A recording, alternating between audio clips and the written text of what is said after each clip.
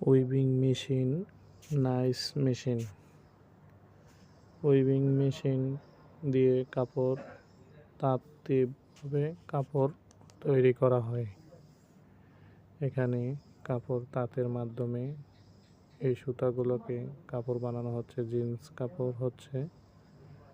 এই জিন্স কাপড় আমরা সাধারণত সবাই পরে থাকি। মেল কলকারখানা থেকে গার্মেন্টসে চলে যায়। এগুলা দিয়ে বিভিন্ন পোশাক শিল্প কারখানাতে প্যান্ট শার্ট অনেক কিছুই তৈরি হয়ে থাকে, যা আমদানি রপ্তানি আমাদের দেশের জন্য অনেক ভালো উন্নয়ন। এই জিন্স কাপড় দেখুন মেশিন থেকে বার হয়ে একটু রোলের মাধ্যমে পেঁচানো হচ্ছে।